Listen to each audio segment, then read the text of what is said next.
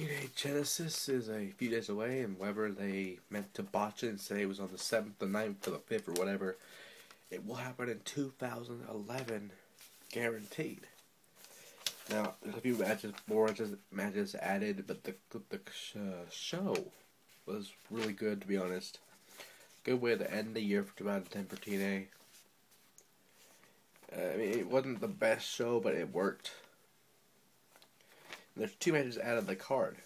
The first one being Rob Van Dam versus a mystery opponent. Being if Rob Van Dam wins this match, he gets a shot at Jeff Hardy.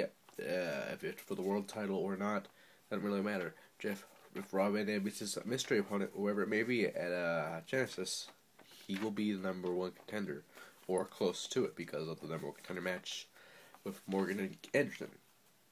Personally, I had to go with the mystery man because, remember, we don't know who it is. Number two, it could be pretty much anybody. It could be Matt Hardy for all we know. It could be a guy from Ring of Honor, a guy from WWE, a guy from anywhere, really. It could be an Immortal member. It could be Sting. It could be Nash. It could be anybody. So you always never got to count the mystery man out because, they won't show who he is until Genesis, apparently. The second matchup is Team 3D Imploding. On a one-fall matchup, it is Brother Ray or Bully Ray versus Brother Devon.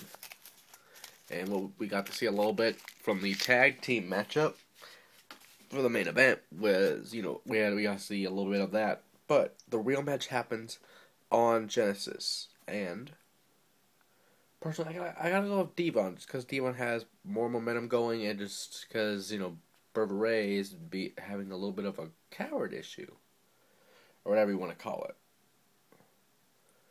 And one note, though, if you saw the Amazing Red Big Brother, Little Brother thing for the Double JMA Challenge, I think the guy reminds me a little bit of Nathan Jones. And if you don't remember who Nathan Jones is, he was a guy from WWE a long time ago, a few years ago actually, when back when Matt Morgan was actually in WWE.